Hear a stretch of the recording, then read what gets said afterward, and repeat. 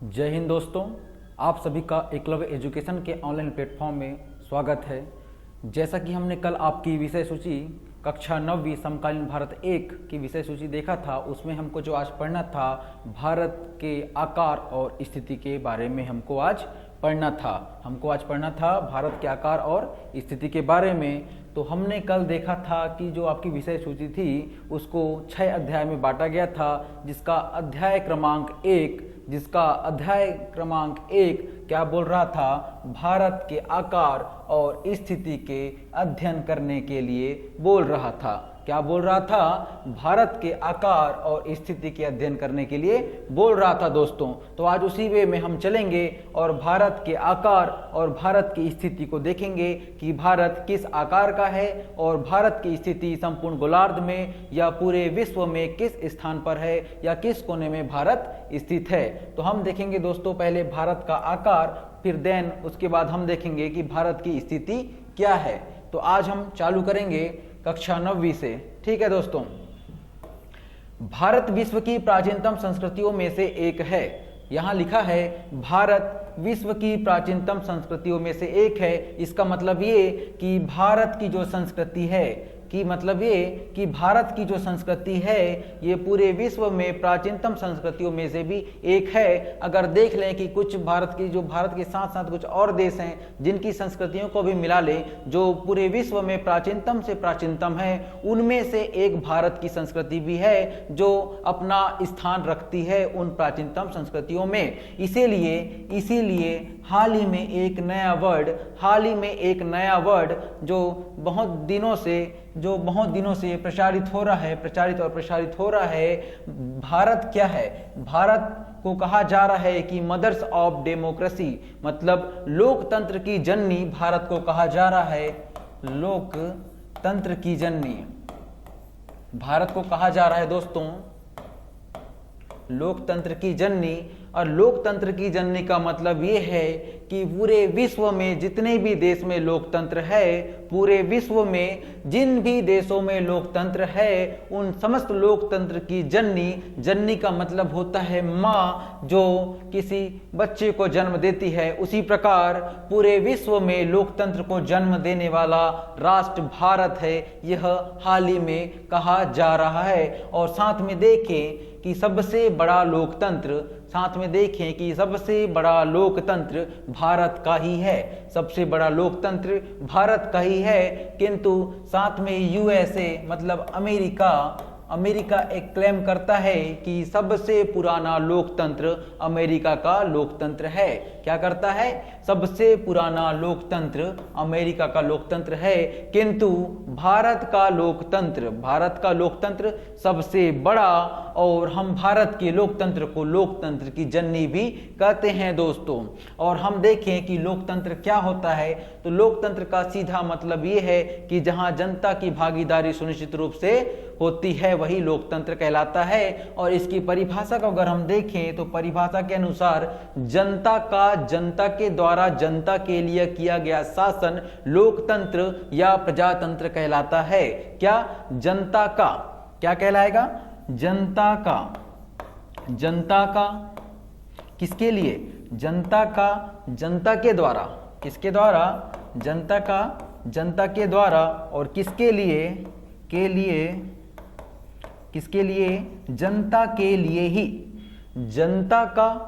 जनता द्वारा जनता के लिए ही किया गया शासन क्या कहलाएगा? लोकतंत्र या प्रजातंत्र कहलाएगा दोस्तों। तो हमने अभी पढ़ा कि सबसे बड़ा लोकतंत्र भारत का है और सबसे प्राचीन लोकतंत्र हम जो पढ़ते हैं वो अमेरिका का है। किंतु हाल ही में एक नया शब्द प्रचारित हो रहा है कि भारत को लोकतंत्र की जननी कहा जा रहा है। तो दोस्तों हमने यहाँ पे पढ़ा था पहले पैराग्राफ में कि भारत विश्व की प्राचीनतम संस्कृतियों में से एक है। जैसा कि हमने अभी देखा कि सबसे पुराना लोकतंत्र अमेरिका का है, किंतु हमने अभी कुछ देर पहले और देखा था कि लोकतंत्र की जननी भारत को कहते हैं। तो अगर जननी भारत है तो यहाँ पे लोकतंत्र भी वर्षों पुराना होगा, इसलिए इसकी जो संस्कृति है, इसलिए भारत की जो संस्कृति है ये उन प्राचीनतम संस्कृतियों में से एक है जो पूरे विश्व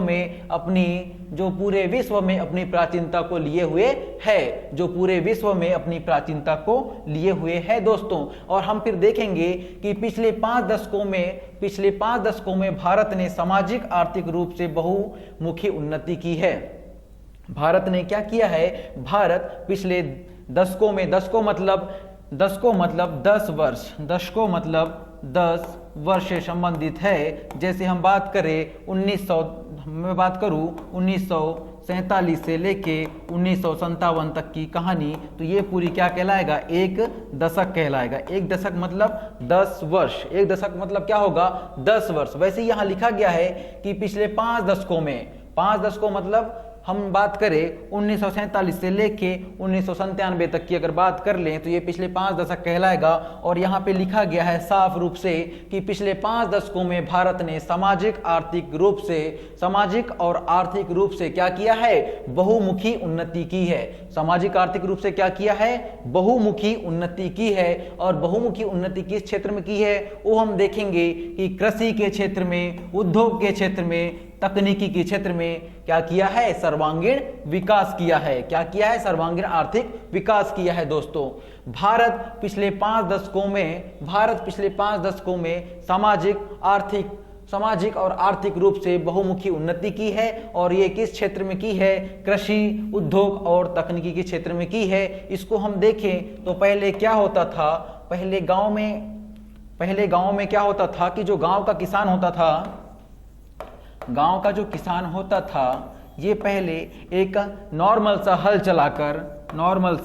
हल चलाकर अपनी पूरी किसानी करता था या पूरी खेती करता था। किंतु आज की जगह डेट में देखें हम लोग तो वही किसान आज ट्रैक्टर, हार्वेस्टर, रीफर जैसे आधुनिक रूप से बने मशीनीकृत हो चुका है और आधुनिक मशीनों का प्रयोग कर रहा है और साथ में कृषि की उपज को भी बढ़ा रहा है दोस्तों। वही जो किसान पहले आज के 10 दशक या 5 दशक पूर्व कर रहा था खेती, जो उस सिर्फ नॉर्मल एक हल के रूप में कर रहा था और खुद से कर रहा था, किंतु आज वो आधुनिकता को टच कर चुका है और आज वही ट्रैक्टर, हार्वेस्टर और बड़े बड़े मशीनों का प्रयोग करके कृषि कर रहा है। साथ में कृषि की उपज भी बढ़ रही है दोस्तों। वैसे ही उद्योग की अगर बात करें तो पहले उद्योग के रूप में भारत में कुछ नहीं था। कुछ ही क्षेत्र ऐसे थे जिसको औद्योगिकृत किया गया था, किंतु आज सारे क्षेत्र ऐसे हैं। जैसे सेवा क्षेत्र एक सबसे बड़ा औद्योगिक क्षेत्र बनकर उभरा है। जैसे सेवा क्षेत्र एक सबसे बड़ा औद्योगिक क्षेत्र बनके उभरा है। और इसमें कहें प्राथमिक क्षेत्र, द्वितीयक क्षेत्र और तृतीय क्षेत्र जिसे सेवा क्षेत्र कहा जाता है, इन तीनों क्षेत्र में भारत का आज एक विशेष योगदान रहा है दोस्तों। इस तीनों क्षेत्र में क्या हुआ है? भारत अपना विशेष योगदान दे रहा है। भारत में आज बड़े बड़े इंडस्ट्रियल, बड़े बड़े औद्योगिक केंद्र स्थापित हुए हैं, जिसके तहत भारत की इकोनॉमी और भारत की सामाजिक स्थिति में बहुत ही बेहतरीन सुधार हुआ है। ना सिर्फ भारत को हम 1947 के दशक की अगर बात करें, 1947 की स्थिति जब भारत आज़ाद हुआ था और वर्तमान अगर भारत देखे तो भारत क्या से क्या हो चुका है। जो भारत पहले अपनी वेशभूषा, जो 5 जरूरतें की चीजें हैं, रोटी, कपड़ा और मकान, ये 3 जरूरतों की चीजों में भारत पहले बहुत पिछड़ा था। रोटी, कपड़ा, मकान और खाद्यान्न में जो भारत पहले पीछे था, साथ में अगर परिवहन को जोड़ दें तो इन सभी में जो भारत पहले बहुत पीछे था। और आज भारत में ना सिर्फ सड़कें बल्कि रोटी, कपड़ा और मकान, परिवहन और खाद्यान्न फसलों में बहुत उन्नति की है। और भारत आज सर्वांगीण विकास कर रहा है, ना सिर्फ औद्योगिक बल्कि कृषि और तकनीकी के क्षेत्र में। और तकनीकी की अगर बात करें तो भारत में आज नए नए तकनीकों का विकास हुआ है। जैसे कि आज भारत में मशीनीकृत युग का समय आ चुका है और भारत ज्यादा मशीनों पे ध्यान दे रहा है। जैसे अगर हम बात करें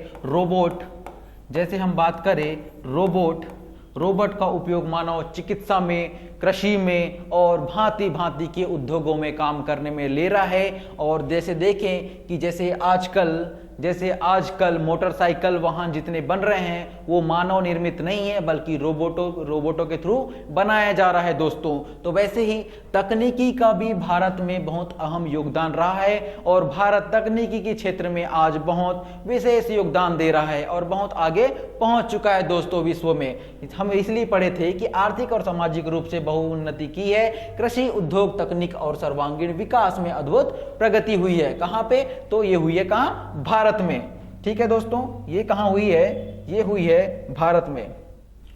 ठीक है दोस्तों, ये कहां पे हुई है? ये सारी जो विकास हुआ है ये कहां पर हुआ है? ये हम देख रहे हैं कि ये कहां हुआ है? ये भारत में हुआ है, भारत में हुआ है। और भारत का विश्व इतिहास में भी महत्वपूर्ण योगदान है। जैसा कि हमने अभी देखा कि भारत में बहुआयामी उद्योगों का विकास हुआ है। तो भारत ना सिर्फ अपने सभी राज्यों में बल्कि पूरे विश्व में एक अपनी अद्भुत छवि छोड़कर जाता है और इसमें हम देखें कि भारत का विश्व इतिहास में महत्वपूर्ण योगदान रहा है। ठीक है, अब हम देखेंगे जैसा कि आपके पाठ्यक्रम में दिया हुआ है कि जो भारत का आकार है और भारत की स्थिति के बारे में दोस्तों। तो भारत की स्थिति क्या है? हम देखेंगे कि भारत की स्थिति क्या है।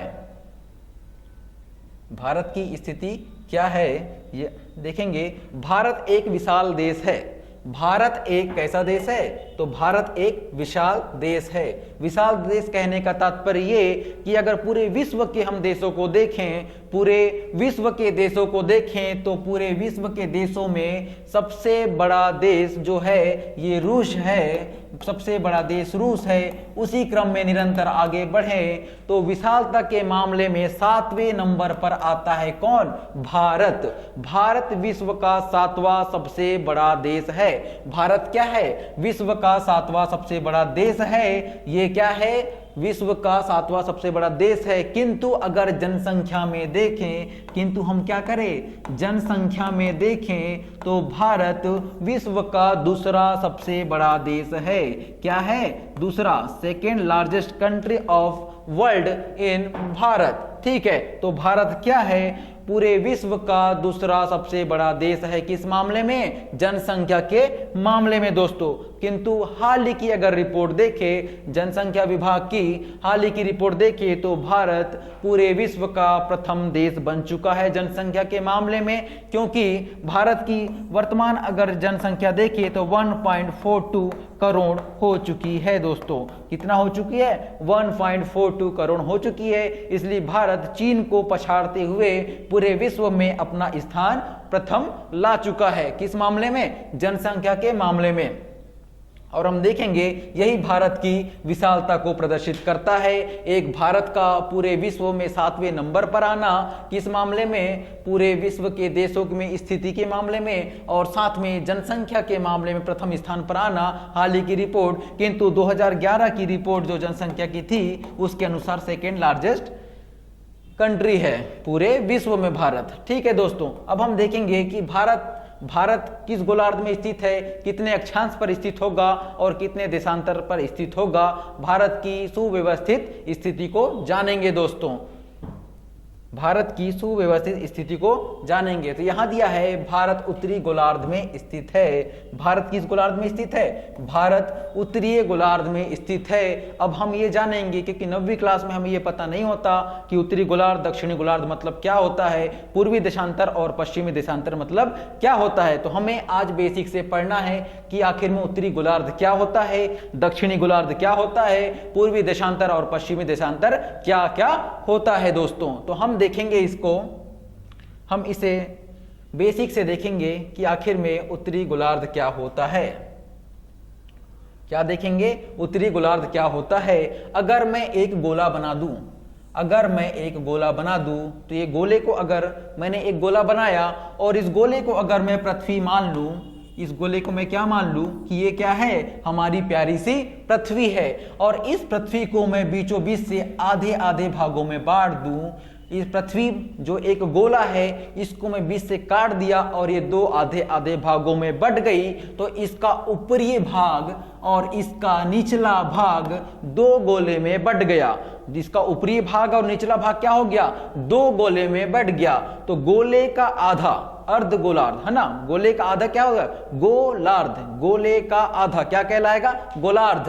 तो ये सबसे ऊपर जो दिखाई दे रहा है उत्तर की ओर और नीचे जो दिखाई दे रहा है दक्षिण की ओर, इसके पहले हम छोटी सी दिशाओं के बारे में अध्ययन कर लेंगे कि एक्चुअली दिशा को हम उत्तरी गोलार्ध और दक्षिणी गोलार्ध क्यों कह रहे हैं। तो दोस्तों हमने अगर कोई मैप बनाया है, तो उसमें चार दिशाएं दिखाई देंगी। उसमें क्या होंगी, चार दिशाएं दिखाई देंगी। चार दिशाएं क्या होंगी, दिखाई देंगी। और हम इसको देखें तो किसी भी मैप में उत्तर की ओर, किसी भी मैप में उत्तर की ओर, उत्तर मतलब ऊपर की ओर, जैसे मैं बोर्ड के सामने खड़ा हूं तो मेरा ऊपर की ओर जो भाग होगा ये हमेशा क्या कहलाएगा, ये उत्तरीय कहलाएगा। ये क्या कहलाएगा, उत्तर कहलाएगा। और मेरे नीचे का भाग जो है ये हमेशा दक्षिण कहलाता है। ये क्या कहलाएगा, हमेशा दक्षिण कहलाएगा। और मेरे बाएं साइड ये हमेशा पूर्व कहलाएगा। मेरे बाएं साइड क्या कहलाएगा, पूर्व। और मेरे दाहिने साइड मतलब मेरे राइट साइड ये कहलाएगा क्या, पश्चिम। मेरे राइट साइड क्या कहलाएगा, पश्चिम। अगर हम किसी भी मैप को अगर बोर्ड में देख रहे हैं, डिजिटल बोर्ड में या फिर किसी प्रकार के बोर्ड में देख रहे हैं, तो मैप का अध्ययन इसी प्रकार से किया जाएगा कि मैप का ऊपरी भाग, मैप का ऊपर का जो भाग है ये उत्तर, नीचे का भाग दक्षिण, और मेरा जो है बायां साइड आएगा ये हमेशा पूर्व और दाहिना साइड हमेशा पश्चिम कहलाएगा। इतना आपको समझ आ चुका होगा तो हम आगे बढ़ेंगे दोस्तों कि हमारा हमेशा उत्तर का साइड ऊपर होगा और दक्षिण का साइड हमेशा नीचे, पूर्व का साइड हमेशा बायां और पश्चिम का साइड हमेशा दायां होगा। पश्चिम का साइड क्या होगा, दायां होगा। तो उसी प्रकार हमने जो एक गोला बनाया जिसको हमने नाम दिया पृथ्वी, और पृथ्वी को हम बीचों बीच से काट दिए तो ये दो गोले में बढ़ गया, जिसको हमने क्या कहा, गोलार्ध कहा। इन गोले को हमने क्या कहा, गोलार्ध कहा। क्या कहा, गोलार्ध कहा। और इसको भी हमने क्या कहा, गोलार्ध कहा। ठीक है, तो हमने अभी पढ़ा था कि ऊपर का जो भाग है ये क्या कहलाएगा, उत्तर, और नीचे का भाग दक्षिण। तो हम देखेंगे कि गोले को जब हमने काट दिए तो इस गोले का जो ऊपर का भाग है, इस गोले का क्या है, ऊपर का भाग, ये क्या कहलाएगा, ये उत्तर, और नीचे का भाग क्या कहलाएगा, दक्षिण कहलाएगा।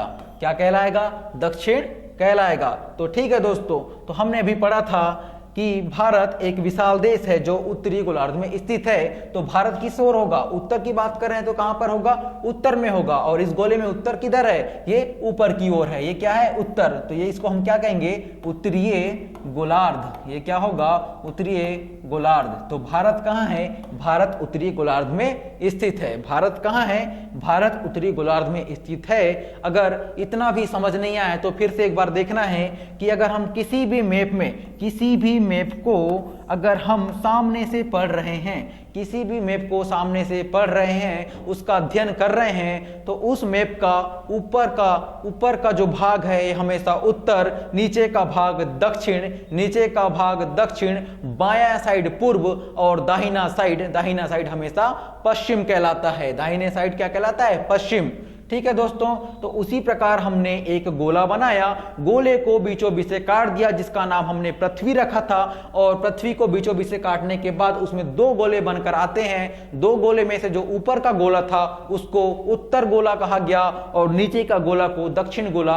और उसी प्रकार हमने पढ़ा था कि भारत किस गोलार्ध में स्थित है, उत्तरीय गोलार्ध। तो भारत उत्तर के गोले में स्थित होगा। दोस्तों इतना समझ आ गया हो तो हम आगे बढ़ते हैं।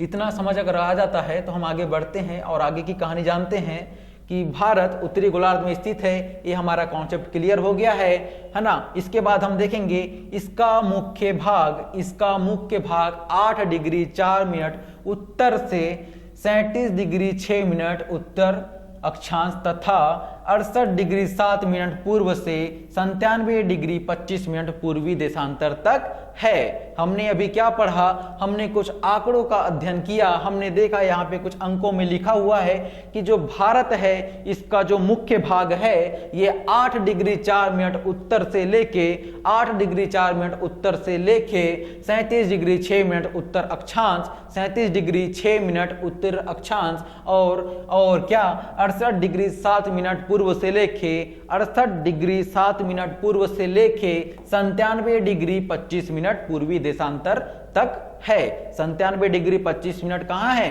पूर्वी देशांतर तक स्थित है। हम इसको एक बार देख लेंगे, हम इसको पुनः देखेंगे कि ये ऐसा क्यों बोल रहा है, हम इसको देखेंगे और समझेंगे कि ये ऐसा क्यों बोल रहा है। ठीक है दोस्तों, तो हम एक प्यारा सा भारत बनाएंगे और हमें बनाने की शायद आवश्यकता नहीं है क्योंकि हमारे स्लाइड में भारत दिया हुआ है। ठीक है दोस्तों, तो ये भारत दिया हुआ है, आपको दिखाई दे रहा होगा एक भारत का मैप दिया हुआ है। उसके पहले हम एक छोटी सी कहानी जान लेंगे कि हमने अभी कुछ देर पश्चात पहले एक गोला बनाया था। कुछ देर पहले हमने क्या किया था, एक गोला बनाया था। ये आपको दिखाई दे रहा होगा कि कुछ देर पहले हमने एक गोला बनाया था और इसमें हमने उत्तर, दक्षिण, पूर्व, पश्चिम दिशाओं को दर्शाया था। उत्तर क्या दर्शाया था? उत्तर, दक्षिण, पूर्व और पश्चिम, पूर्व और पश्चिम को दर्शाया था। क्या दर्शाया था? उत्तर, दक्षिण, पूर्व, पश्चिम चारों दिशाओं को दर्शाया था। ठीक है, अब हम देखे थे और इसके बाद हमने देखे थे कि हमने ये गोला को बीचों बीच से काट दिए थे। इस गोले को हमने बीचों बीच से काट दिए थे, तो इसका जो ऊपर का भाग था ये उत्तरी गोलार्ध कहलाया था, नीचे का भाग दक्षिणी गोलार्ध कहलाया था। और हमने पढ़ा था कि भारत किस गोलार्ध में है, तो भारत उत्तर के गोलार्ध में है, इसलिए इसके कहा गया कि भारत की स्थिति उत्तरी गोलार्ध में है। और उसी प्रकार अभी हमने देखा था कि भारत की जो देशांतर स्थिति की बात कर रहा था, तो हम देखेंगे कि आखिर में देशांतर क्या है। देशांतर मतलब ये, अगर संधि विच्छेद कर दे, देश धन अंतर, मतलब देश के बीच में अंतर पैदा करने वाली किसी भी रेखा को देशांतर रेखा कहेंगे। तो हमने इस गोले में ऊपर से नीचे तक, मतलब ऊपर से नीचे कहने का तात्पर्य ये कि उत्तर से दक्षिण में एक रेखा खींच दिए जो क्या कर रही है, इसके संबंध में जितने भी देश आ रहे हैं उन देशों के बीच में अंतर पैदा कर रही है। वो समय के अनुसार हो या तिथि के अनुसार हो, किंतु वह क्या कर रही है, इन देशों के बीच में अंतर पैदा कर रही है। दोस्तों, तो हम देखिए कि ऊपर से नीचे एक रेखा खींचे जो उत्तर से दक्षिण की ओर थी और इस रेखा को हमने नाम दे दिया क्या, देशांतर रेखा। क्या नाम दिया? देशांतर रेखा। क्या नाम दिया? देशांतर रेखा। और इस रेखा को हम मान लेते हैं 0 डिग्री। क्या मानेंगे? 0 डिग्री, क्योंकि अभी हम सिर्फ एक रेखा खींचे हैं। अगर इस रेखा को 0 मान लें तो इसके साइड से हम और रेखाएं खींच सकते हैं, इधर भी और इधर भी। ना सिर्फ पूर्व बल्कि पश्चिम की ओर भी हम रेखाएं खींचेंगे, और ना सिर्फ पूर्व बल्कि पश्चिम की ओर भी हम क्या करेंगे, रेखाएं खींचेंगे। हम इस रेड वाली लाइन को जो लाल कलर में दिखाई दे रही है, इस लाइन को हमने 0 डिग्री देशांतर मान लिए। इस लाइन को हमने क्या मान लिए? 0 डिग्री देशांतर मान लिए। इसके इधर अब संख्याएं बढ़ेंगी, जैसे 1 डिग्री देशांतर, 4 डिग्री देशांतर, 10 डिग्री देशांतर और 20 डिग्री देशांतर। ऐसा करते करते ये देशांतर जब तक सबसे पूर्वी भाग में नहीं पहुंच जाता, देशांतर की संख्या बढ़ती जाएगी। उसी प्रकार सबसे पश्चिम में नहीं पहुंच जाता, तब तक भी देशांतर की संख्या बढ़ती जाएगी। और चूंकि पृथ्वी गोल है, एक समय ऐसा आ जाएगा कि जो अंतिम वाली देशांतर रेखा पूर्व में होगी वह पश्चिम वाले अंतिम रेखा से जुड़ जाएगी, क्योंकि पृथ्वी गोल है। और गोल किसी आकार में हम अगर लाइन खींच रहे हैं तो उसकी जो अंतिम रेखाएं वापस में जुड़ जाती हैं दोस्तों। ठीक है, उसी प्रकार हमको देखना है कि भारत को किस जगह दर्शाना था। हमने अक्षांशीय मामले में हमने भारत को दर्शा दिए थे, जैसा कि थोड़ी देर पहले हमने और देखा था कि इस गोले में हमने क्या किया था, थोड़ा सा चेंज है। इस गोले में हमने किया था कि एक बीचों बीच में रेखा खींच दिए थे जो उत्तर और दक्षिण गोलार्ध को बांट रही थी, और इस रेखा को जो दोनों गोलों के बीच में खींची गई है, दोनों गोले के बीच में खींची गई है, इसको भी हमने मान लेंगे क्या 0 डिग्री, और इसका नाम है क्या अक्षांश रेखा। अक्ष पर झुकी हुई रेखा अक्षांश रेखा। अक्षांश रेखा क्या होगी? अक्षांश रेखा। और यही रेखा का एक और नाम होगा, इसी रेखा 0 डिग्री का और एक नाम होगा, इसको कहेंगे भू मतलब पृथ्वी के बीचों बीच में खींची गई रेखा भूमध्य रेखा। भू के मध्य में, भू मतलब पृथ्वी और पृथ्वी के मध्य में यानी भू के मध्य में खींची गई रेखा भूमध्य रेखा क्या कहलाएगी? भूमध्य रेखा, जो भू को यानी पृथ्वी को 2 बराबर भागों में बांट रही है, एक उत्तरी गोलार्ध और एक दक्षिणी गोलार्ध। तो हमने इसका नाम क्या दिया था? इसको हमने नाम रखा है भूमध्य रेखा। भूमध्य रेखा। और ये जितनी अक्ष हमने जैसे देशांतर रेखाएं खींचते गए, हमने एक रेखा खींची देशांतर जिसको 0 डिग्री नाम दिया, उसी प्रकार लगातार रेखाएं खींचते गए जिसको जो देशांतर रेखाएं थी, और एक समय बाद अंतिम या पूर्व की हो या पश्चिम की देशांतर रेखाएं मिल गई। उसी प्रकार क्या होगा? उसी प्रकार ये होगा कि पृथ्वी में हमने एक अक्षांश रेखा खींचे थे, ये भूमध्य रेखा थी, इसको हमने क्या कहा था? 0 डिग्री अक्षांश। इसी प्रकार हम और अक्षांश रेखाएं खींचते जाएंगे जब तक दक्षिणी भाग नहीं आ जाता। उसी प्रकार उत्तर में भी खींचते जाएंगे जब तक उत्तरी भाग नहीं आ जाता। ठीक है, तो ये होगी क्या? देशांतर रेखाएं, ये होंगी क्या? अक्षांशीय रेखाएं। और नीली वाली जो रेखाएं दिखाई दे रही हैं वो होंगी क्या? देशांतर रेखाएं। हरी वाली जो लाइन दिखाई दे रही है ये है हमारी अक्षांशीय रेखा, और जो नीली वाली लाइन दिखाई दे रही है ये क्या है? देशांतर रेखा।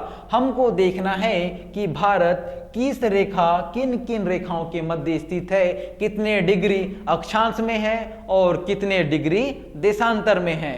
इनके बीच में जो डिब्बे बन के दिखाई दे रहे हैं दोस्तों, इन रेखाओं के बीच में जो डिब्बे दिखाई दे रहे हैं उसमें देखना है कि भारत किस डिब्बे में स्थित है। क्या देखना है? भारत किस डिब्बे में स्थित है। हमको देखना क्या है कि भारत किस डिब्बे में स्थित है।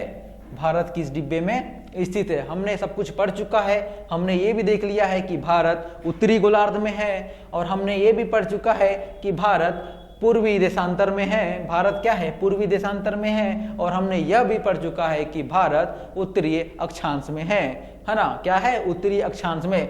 जब हमने ये रेखाएं खींचे थे, जब हमने ये रेखाएं खींचे हैं, अक्षांशीय रेखा जिसको हमने 0 डिग्री नाम दिया और इसी को हम भूमध्य रेखा भी कहते हैं, इसके उत्तर का भाग, इसके ऊपर का भाग क्या कहलाएगा? उत्तर का, उत्तर वाली अक्षांश। और नीचे का भाग क्या कहलाएगा? दक्षिण वाली अक्षांश। तो हम पढ़ा था कि भारत किस अक्षांश में स्थित है? भारत उत्तरी अक्षांश में स्थित है। तो भारत क्या होगा? इसके नीचे तो नहीं होगा, भारत इसके ऊपर होगा। भारत क्या होगा? इसके ऊपर, क्योंकि भारत उत्तरी अक्षांश में स्थित है। वैसे ही देशांतर रेखा जो हमने रेड कलर की पेन से, जो हमने लाल कलर की पेन से दिखाया है, यहाँ पे देशांतर रेखा हमने क्या दिखाया है? देशांतर रेखा। और फिर छोटी छोटी ब्लू लाइन में, और सिर्फ छोटी छोटी ब्लू लाइन में हमने जो देशांतर रेखाओं को, बाकी देशांतर रेखाओं को दर्शाया है, ये छोटी छोटी ब्लू लाइन में वो क्या है? देशांतर रेखा है। और हमने पढ़ रखा है, और हमने क्या किया है? पढ़ रखा है कि भारत किस देशांतर में है? भारत पूर्वी देशांतर में है। क्या है? भारत पूर्वी देशांतर में है। तो आप मुझे बताओ कि इस गोलार्ध में, इस पूरी पृथ्वी मतलब इस गोले में पूर्व दिशा किधर होगी? क्या होगा? पूर्व दिशा किधर होगी? हमने अभी तक पढ़ चुका था कि ऊपर क्या है? उत्तर, नीचे दक्षिण, और बायां साइड पूर्व और दाहिना साइड पश्चिम। तो हमारा बायां साइड क्या है? ये साइड हमारा बायां है। तो हम देखेंगे कि पूरे गोले में जो इधर का साइड है, इधर का साइड है, ये क्या है? हमारा बायां साइड। और पूर्व भी हमारा इधर ही होगा। क्या होगा? पूर्व भी हमारा इधर होगा। तो देशांतर अगर स्थिति की बात करें तो हमने पढ़ा था कि भारत क्या है? पूर्वी देशांतर में स्थित है। भारत क्या है? पूर्वी देशांतर में स्थित है। तो हम तो ये कंफर्म कर चुके हैं। हमने क्या कंफर्म कर चुका है?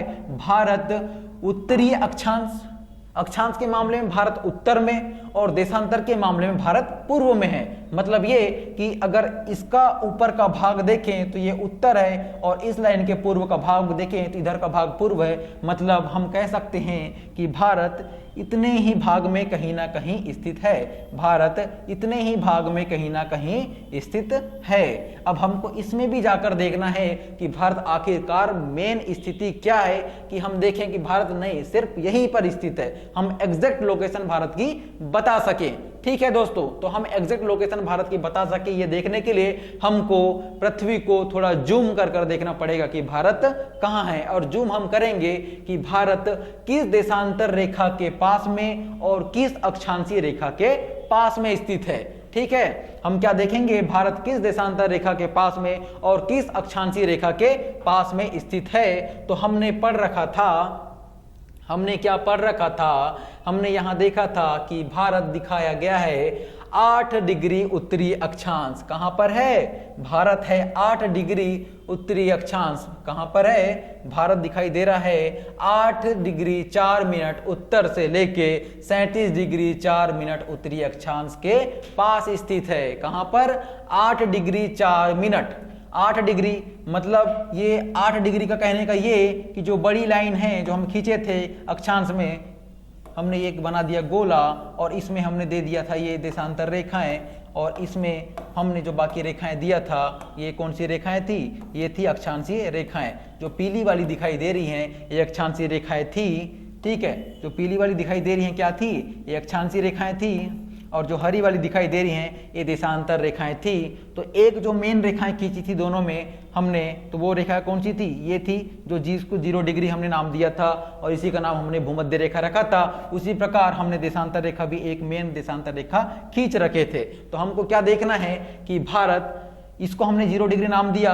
अब हम जाएंगे ऊपर, ये 1 2 3 4 5 6 7 8 कितनी रेखाएं खींचे, 8 रेखाएं।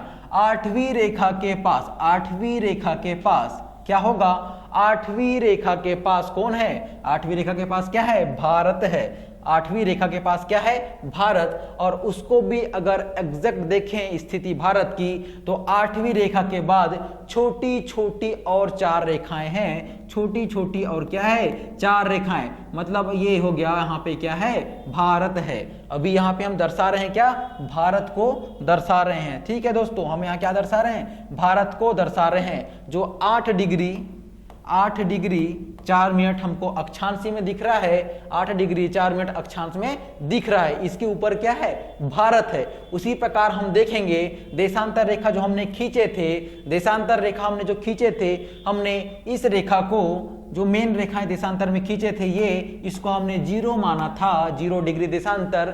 और ऐसी ऐसी अब हम 68 रेखाएं खींचेंगे, यहाँ पे 68 रेखाएं खींचेंगे। तो मान लो ये 30 40 50 60 और ये 68 रेखाएं हो गई।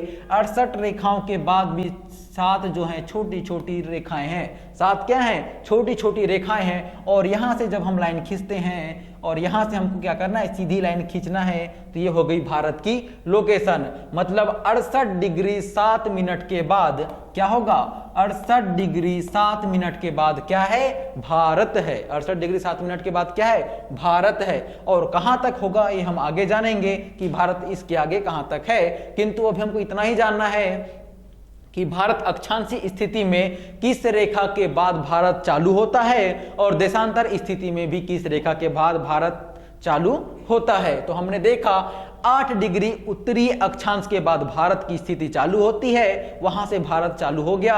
और फिर कहां से, देशांतर के बाद करें तो 68 डिग्री 7 मिनट के बाद भारत चालू हो जाता है। ठीक है दोस्तों, क्या हुआ, भारत का प्रारंभ हो जाता है। मतलब ये कि भारत इस स्थान पर स्थित है। भारत क्या है, इस स्थान पर स्थित है।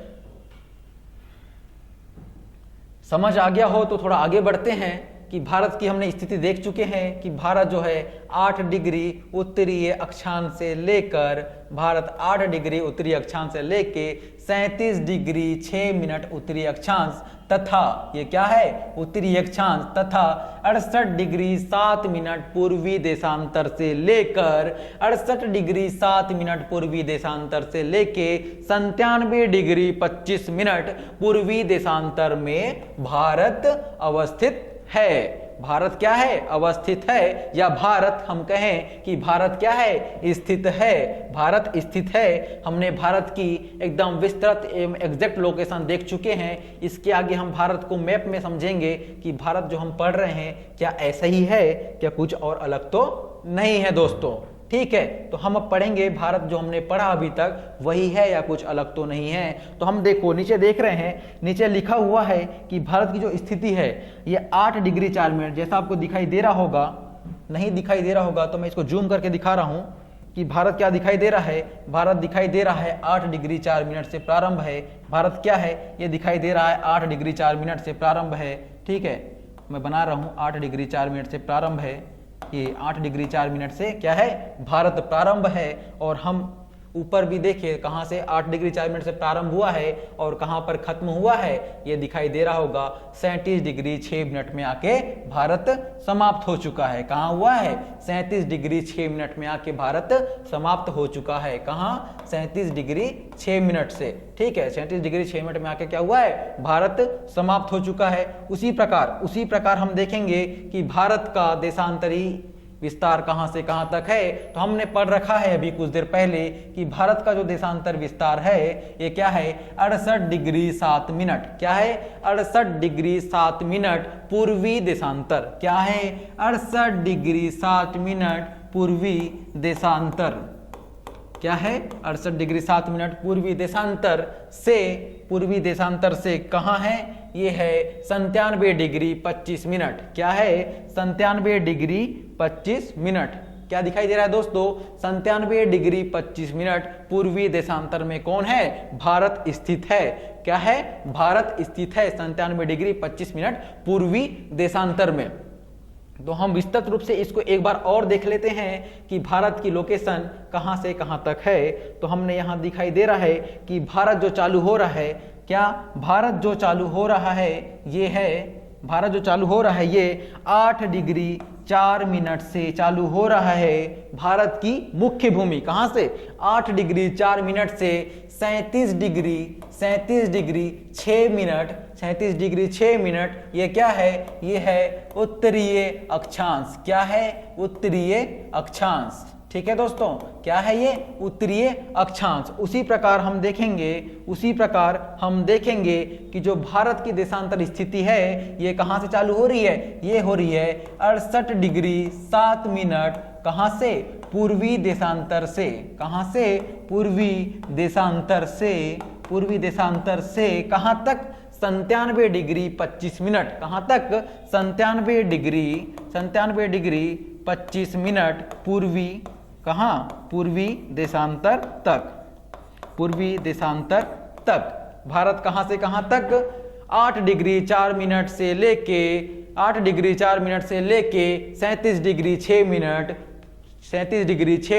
उत्तरी अक्षांश और 68 डिग्री 7 मिनट। कहां, 68 डिग्री 7 मिनट पूर्वी देशांतर से लेके 97 डिग्री 25 मिनट पूर्वी देशांतर में स्थित है कौन, भारत।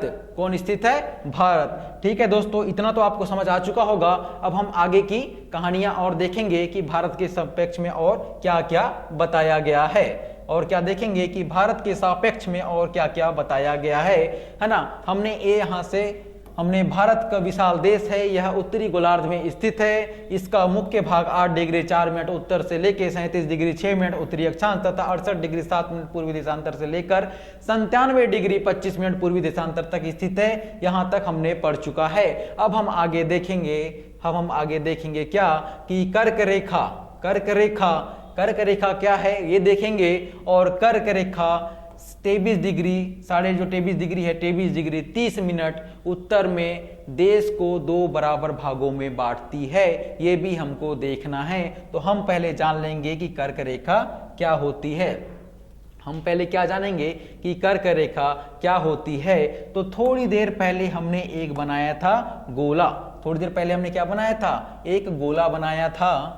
उस गोले को हम पुनः बनाएंगे और इसमें हमने अक्षांशीय रेखाओं को दर्शाया था और एक जो सबसे बीच में अक्षांशीय रेखा खींची गई थी इसको 0 डिग्री अक्षांश माना था। क्या माना था? 0 डिग्री अक्षांश माना था। और ये देख रहे हैं कि जो गोला है जिसको हमने पृथ्वी नाम दिया था, पृथ्वी को ही भू कहते हैं और ये भू मतलब पृथ्वी के बीचों बीच खींची गई है, इसलिए इस रेखा का नाम था क्या? भूमध्य रेखा। भूमध्य रेखा इसका हमने नाम दिया था और हमने देखा था इसको हमने 0 डिग्री नाम दिया था और इसके ऊपर हम जाएंगे, इसके ऊपर हम जाएंगे 1 2 3 4, उसके अगर बढ़ते जाएंगे तो इसमें आएगा 10 20 21 22 23। क्या आएगा? 23। तो हमने क्या देख रहा है, कर्क रेखा कहाँ है? 23 डिग्री। कहाँ पर है? 23 डिग्री 30 मिनट में है। तो 23 जो है यहाँ पे लाइन खींची जाएंगी, 23 क्या होंगी? लाइन खींची जाएंगी और डिग्री में छोटे छोटे क्या होंगे? 30 डिग्री ऐसे होंगे जहां पर कर्क रेखा स्थित है। उसी प्रकार नीचे जाने पर 1 2 3 4 5 इसी प्रकार नीचे जाएंगे तो ये आ जाएगा 21 22 23 और 23 डिग्री 30 छोटे छोटे मिनट के बाद हमको यहाँ पे एक और रेखा दिखाई देगी। इस रेखा को हम क्या कहेंगे? मकर रेखा। इस रेखा को हम क्या कहेंगे? मकर रेखा। और ऊपर जो रेखा खींची गई है, ये कहलाएगी कर्क रेखा। ये क्या कहलाएगी? कर्क रेखा। मतलब ये पृथ्वी के बीचों बीच खींची गई रेखा भूमध्य रेखा और भूमध्य रेखा के उत्तर में क्या? भूमध्य रेखा के उत्तर में 23.5 डिग्री पर खींची गई वह काल्पनिक रेखा को हम क्या कहेंगे? कर्क रेखा। काल्पनिक रेखा को हम क्या कहेंगे? कर्क रेखा कहेंगे। जो भूमध्य रेखा के 23.5 डिग्री उत्तर की ओर मतलब ऊपर की ओर खींची गई है कर्क रेखा और भूमध्य रेखा के 23.5 डिग्री नीचे की ओर, कितने डिग्री? तो 23 डिग्री 30 मिनट मतलब 23.5 डिग्री नीचे की ओर खींची गई रेखा क्या कहलाएगी? मकर रेखा। क्या कहलाएगी? मकर रेखा। क्या कहलाएगी दोस्तों? मकर रेखा। उत्तर में खींची गई रेखा कर्क और नीचे में खींची गई रेखा मकर रेखा कहलाएगी। क्या कहलाएगी? मकर रेखा। उसी प्रकार हमको यहाँ दिया है कर्क रेखा 23.5 डिग्री उत्तर में देश को, उत्तर में क्या है? देश को 2 बराबर भागों में बांटती है। क्या कर रही है? 2 बराबर भागों में क्या कर रही है? बांट रही है। कर्क रेखा जो 23.5 डिग्री में स्थित है भूमध्य रेखा के उत्तर में, कौन सी कर्क रेखा? उत्तर में कौन भारत को क्या कर रही है? 2 बराबर भागों में बांट रही है। क्या कर रही है? 2 बराबर भागों में बांट रही है। इसको भी हम एक बार मैप में देख लेते हैं कि किस प्रकार से भारत को 2 बराबर भागों में बांट रही है, ये सही है या नहीं है। तो ये हमारा प्यारा सा क्या है? हमारा प्यारा सा भारत है। और ये डॉट डॉट लाइन में जो दिखाई दे रहा है ये हमारी क्या होगी? कर्क रेखा होगी। ये हमारी क्या है? कर्क रेखा। अब आप ध्यान से देखिए, भारत का ये उत्तर का उत्तरीय भाग है। अगर भारत का ये उत्तरी भाग है और नीचे का भाग भारत का क्या है? दक्षिणी भाग है। क्या है? भारत का दक्षिणी भाग। इस रेखा को हम ध्यान से अगर देखें, तो ये रेखा भारत को 2 बराबर भागों में बांटती हुई प्रतीत हो रही है। ये रेखा क्या कर रही है? भारत को 2 बराबर भागों में बांट रही है और इसी रेखा का नाम हमने क्या रखा है? कर्क रेखा। ये कौन सी रेखा है? कर्क रेखा, जो क्या कर रही है? भारत को 2 बराबर भागों में बांट रही है, जिसका नाम उत्तरीय भारत और दक्षिणी भारत। उत्तर का भाग, कर्क रेखा के ऊपर का जो उत्तर का भाग है ये उत्तरी भारत और नीचे का भाग क्या है? दक्षिणी भारत। तो कर्क रेखा क्या कर रही है? भारत को 2 बराबर भागों में बांटने वाली रेखा क्या कर, कौन सी नाम है? कर्क रेखा नाम है। यही आपका ऑब्जेक्टिव का बाद में प्रश्न बनेगा। वह रेखा का नाम बताइए जो भारत को 2 बराबर भागों में बांटती है। ऑप्शन में आएगा कर्क रेखा, ऑप्शन बी मकर रेखा, ऑप्शन सी भूमध्य रेखा और ऑप्शन डी में आएगा क्या? देशांतर रेखा। तो आपको बिना सोचे समझे ऑप्शन ए पर टिक कर देना है। हमेशा आपको ऑप्शन ए पे ही क्या दिखाई देगा? आपको ऑप्शन ए पे क्या रहेगा? कर्क रेखा। ठीक है दोस्तों, तो हमको क्या लगाना है? कर्क रेखा। कर क्या रही है? कर्क रेखा क्या कर रही है? ये भारत को 2 भागों में बांट रही है, उत्तर भारत और दक्षिणी भारत। ठीक है, क्या कर रही है, भारत को दो भागों में बांट रही है, एक उत्तर भारत और दूसरा दक्षिणी भारत में बांट रही है दोस्तों। हम आगे अब देखेंगे, ठीक है, दो बराबर भागों में बांटती है। मुख्य भूभाग के दक्षिण पूर्व में अंडमान निकोबार द्वीप समूह कहां पर है, बंगाल की खाड़ी में है। ठीक है, यहां लिखा है मुख्य भूभाग के दक्षिण पूर्व में अंडमान और निकोबार द्वीप समूह। क्या है, अंडमान और निकोबार। क्या, कौन से द्वीप समूह की बात हो रही है, अंडमान और निकोबार द्वीप समूह की बात हो रही है। कहां पर है, तो ये है बंगाल की खाड़ी में। ये कहां है, बंगाल की खाड़ी में।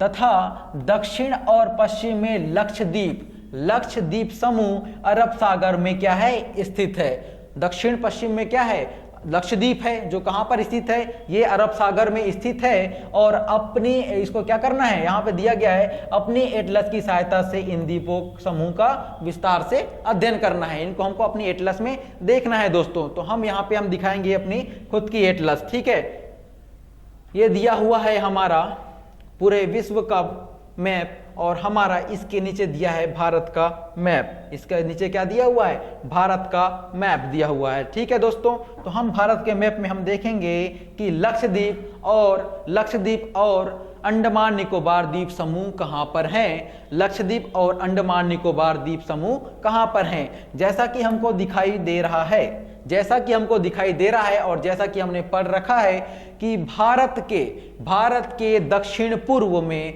भारत के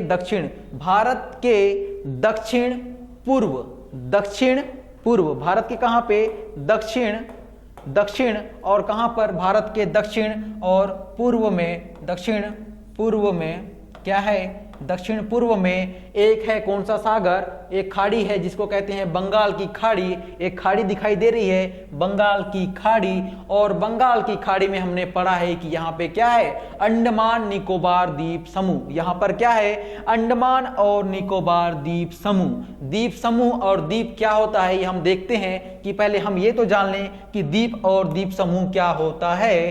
तो हम पहले देखेंगे कि आखिर में द्वीप क्या होता है। ठीक है दोस्तों, हम क्या देखेंगे, द्वीप क्या होता है। तो इसका मतलब ये है, द्वीप का मतलब ये कि एक भूभाग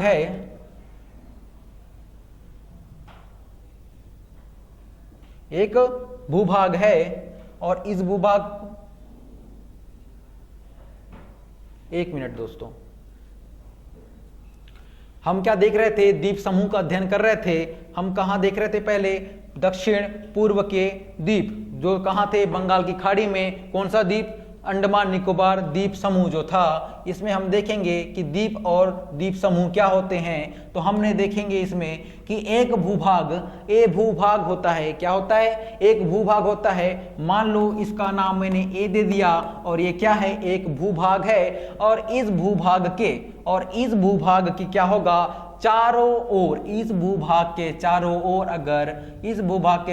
ओर अगर पानी भर जाए, इस भूभाग के चारों ओर अगर पानी भर जाए, तो ये क्या कहलाएगा, ये द्वीप कहलाएगा। क्या कहलाएगा, द्वीप कहलाएगा। मतलब ये डेफिनेशन देखेंगे, इसकी परिभाषा द्वीप की क्या होती है। पानी, इसकी परिभाषा हम देखेंगे कि पानी के बीचों बीच में स्थित भूभाग द्वीप कहलाएगा। या फिर एक और परिभाषा देख सकते हैं कि किसी भी भूभाग के चारों ओर, किसी भी भूभाग को चारों ओर से घेरे हुए जल का ऐसा क्षेत्र क्या होगा, जल का ऐसा क्षेत्र क्या कहलाएगा, द्वीप कहलाएगा। मतलब किसी भूभाग को चारों ओर से जो जल घिरा होगा, तो ऐसा भूभाग क्या कहलाएगा, द्वीप कहलाएगा। और एक से अधिक या कहें तो अगर दो द्वीप हैं तो ये दो द्वीप कहलाएंगे। और ऐसे ही बहुत सारे द्वीप होंगे, बहुत सारे द्वीप। तो दो या दो से अधिक द्वीपों का समूह। अब दो या दो से अधिक जब द्वीप हैं तो हम क्या कहेंगे, ये द्वीपों का क्या है, समूह है। मतलब यहाँ पे द्वीप क्या है, समूह में उपस्थित है। तो ऐसे स्थान को द्वीप समूह वाला स्थान कहेंगे। क्या कहेंगे, ऐसे स्थान को द्वीप समूह वाला स्थान कहेंगे। और हमने द्वीप को क्या कहे, द्वीप क्या होता है, चारों ओर से जल से घिरा हुआ वह भूभाग, वह भूभाग क्या कहलाता है? द्वीप कहलाता है। उसी प्रकार दो या दो से अधिक द्वीपों का समूह या क्या कहलाएगा? अधिक द्वीपों का समूह क्या कहलाएगा? द्वीप समूह कहलाएगा। तो उसी प्रकार हमने देखा था कि जो भारत है, भारत के दक्षिण पूर्व, भारत के कहां पे? तो भारत के दक्षिण, ये जो है दिशा, ये दिशा को क्या कहेंगे? ये दक्षिणी दिशा है। ये क्या है? दक्षिणी दिशा है। ठीक है दोस्तों, ये जो दिशा दिखाई दे रही है, ये कौन सी दिशा है? ये दक्षिणी दिशा है। और ये जो दिशा है, ये पूर्वी दिशा है। तो दक्षिण पूर्व मतलब इस दिशा में हमको क्या दिखाई देगा? इस दिशा में हमको क्या दिखाई देगा? बंगाल की खाड़ी दिखाई देगी, जो हमको दिखाई दे रही है, जो हमको क्या हो रही है? दिखाई दे रही है। ये क्या है? बंगाल की खाड़ी। और हमने पढ़ा है कि बंगाल की खाड़ी में ही क्या स्थित है? अंडमान और निकोबार द्वीप समूह स्थित है।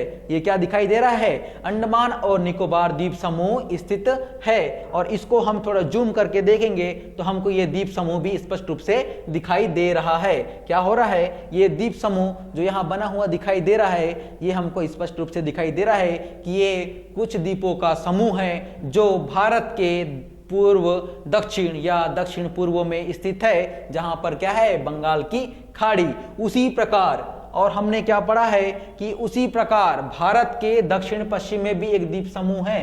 क्या है? भारत के दक्षिण पश्चिम में एक द्वीपों का समूह है। इस द्वीपों का समूह का नाम क्या है? ये दक्षिण, ये हो गया दक्षिण और ये हो गया क्या? पश्चिम। ये क्या है? पश्चिम। तो दक्षिण पश्चिम मतलब इस ओर, किस ओर? इस ओर, दक्षिण पश्चिम की ओर एक द्वीप समूह हमको फिर पुनः दिखाई देगा। इसका नाम क्या था? लक्षद्वीप। इसका नाम क्या था? लक्षद्वीप। क्या नाम था? लक्षद्वीप। जो कहां पर है? ये क्या है? अरब सागर में स्थित है। ये कहां पर है? ये अरब सागर में स्थित है। ये कहां पर है? ये अरब सागर में स्थित है। कहां पर है दोस्तों? तो ये कहां है? अरब सागर में स्थित है। ये दिखाई दे रहा है अरब सागर। कौन सा? लक्षद्वीप। कहां पर है? अरब सागर में। भारत की किस ओर है? तो दक्षिण पश्चिम की ओर है। ठीक है, यही ऑब्जेक्टिव के प्रश्न बनते हैं कि लक्षद्वीप भारत के किस दिशा की ओर उपस्थित है या स्थित है? दक्षिण पश्चिम, दक्षिण पश्चिम, दक्षिण पूर्व, उत्तर दक्षिण या उत्तर पूर्व की ओर। तो ऑप्शन डी पे हमेशा रहता है क्या?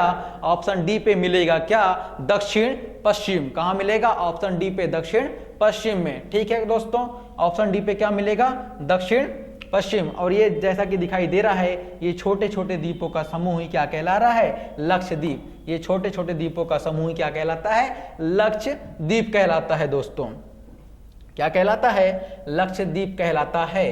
क्या कहला रहा है? तो लक्षद्वीप कहला रहा है। हमारा आज स्थिति यही कंप्लीट होती है। हमारी आज स्थिति यहाँ पे कंप्लीट हो जाती है। हम कल भारत के आकार के बारे में अध्ययन करेंगे। हम क्या करेंगे? कल पुनः वापस आएंगे और भारत के आकार के बारे में अध्ययन करेंगे। हम देखेंगे कि भारत आखिरकार किस आकार का है। भारत त्रिभुज के आकार का है या भारत चतुर्भुज के आकार का है? भारत किसी स्टार के शेप में है या भारत किसी अन्य शेप में है? तो हमको कल, जब तक हम भारत के बारे में पढ़ नहीं लेते, हम अनुमान नहीं लगा सकते कि भारत का आकार आखिर में क्या होगा, कि भारत किस आकार का दिखाई देता है। तो दोस्तों, कल हम पुनः इसी क्लास में इसी समय मिलेंगे और हम कल जानेंगे कि भारत का आकार क्या है, भारत का आकार क्या है। ठीक है दोस्तों, जय हिंद, जय भारत। कल हम इसी वक्त पुनः मिलेंगे दोस्तों। धन्यवाद।